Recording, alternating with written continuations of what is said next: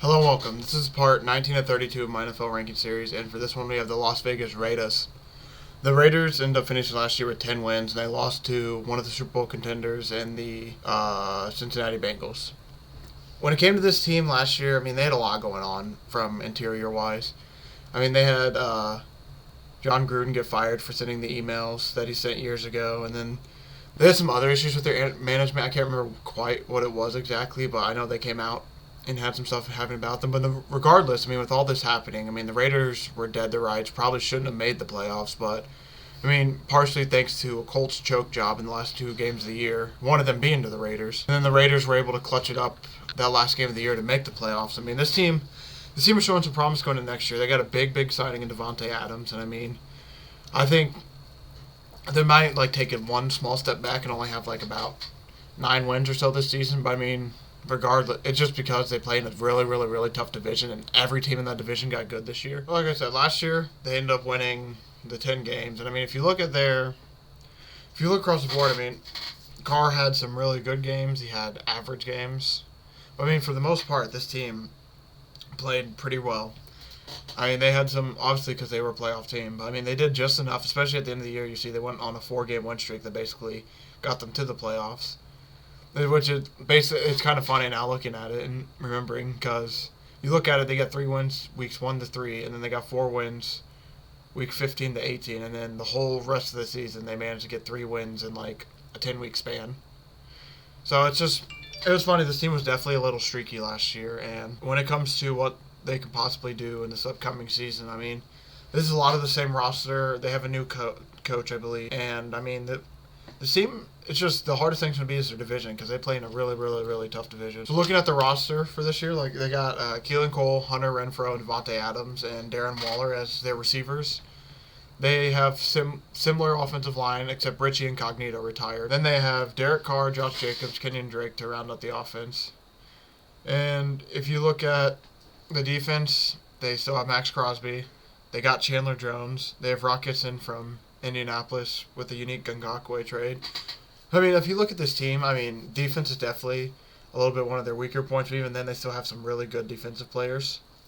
And then when it comes to the offense, they got a big name in Davante Adams. He's going to help that team out a lot this year, because when it comes to, they have Demarcus Robinson, which will be a good speed threat. But between Hunter Renfrow, Davante Adams, and Darren Waller, you definitely, I feel like goes Davante Adams, Darren Waller, Hunter Renfrow in danger, in the defense's danger zone where they want to guard the guy. But I feel like them getting Davante Adams is going to help out everyone else, because now there's going to be a lot of focus on him.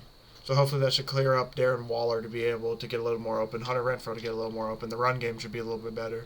This Davante Adams signing was a huge signing for their offense, because if you looked at a lot of the games last year, their offense won them a lot of games. There's a lot of shootouts. It was a lot of, I saw a few 30s. Going back real quick, look, they had there's a 30, 33, 26, 31, 20, 34, 33. So, this team was scoring. It was just they were losing close games, tight games, and it's going to come down a little bit to can the defense get a few stops, and basically what is this offense going to do in their division? Because, look at their schedules next year. They have one of the tougher schedules in the NFL. So, Chargers, Arizona, Tennessee, Denver, Kansas City. That's a tough 5-week matchup. They could easily go 1-5 in their first weeks. Will they? I don't know. I doubt it. I feel like it's going to be really tough, because they play all their division opponents week 5 for one. So it'll be nice to get a little taste of them early. But they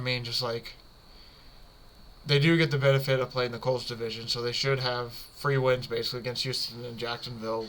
If you just compare the rosters, this team is better. So as long as they can dominate, they should have some wins there. They'll have some tougher games against the Los Angeles teams. New England will probably be a bit of a tougher game, but they can win that. So, just looking across, this team is kind of like a wild card. They should, like I said, they still should win 8 to 9 games, because they have a really good competitive roster. It's going to come down to basically what can this team do in their division. Derek Carr is a pretty good quarterback.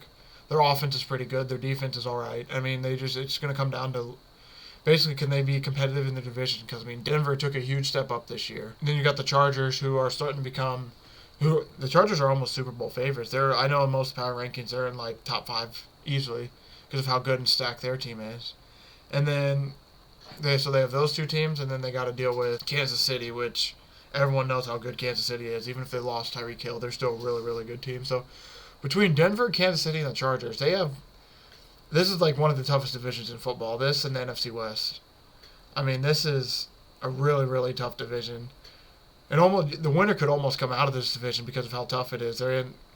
Because I mean, the way it looks, these teams could all end up beating up on each other and all end up with lower seeds. But these teams are going to be well battle tested because basically they for sure have 2 games on their schedule where they have to play a really, really, really competitive team. So yeah, when it comes to what they're going to do this year, I think they're going to be about an 8 to 10-ish win team. Like I said, I can see this team as like an 8 to 10 win team, probably like in the 8-9 range. And this is like towards where those teams are going to start getting about 9, 10, 11 wins. So this team has a lot of upside. Just the only issue is their whole division is going to be beating up on each other. And I mean, and due to that, I think, due to my rankings too, I already have, as a little teaser, I already have the other teams a little bit higher. I think this team's going to finish the worst in their division. That doesn't mean they can't be a playoff team. I mean, we saw last year, I think 3 NFC West teams were playoff teams. So, I mean, this team could steal an extra win or two and elevate themselves into the playoffs. But, I mean, just due to how tough their division is, it's going to be really, really hard for them to do. And if they're going to be able to do this, then Derek Carr is going to have to play as good as he did last year, even a little bit better. And then their defense is going to have to play a little bit better too.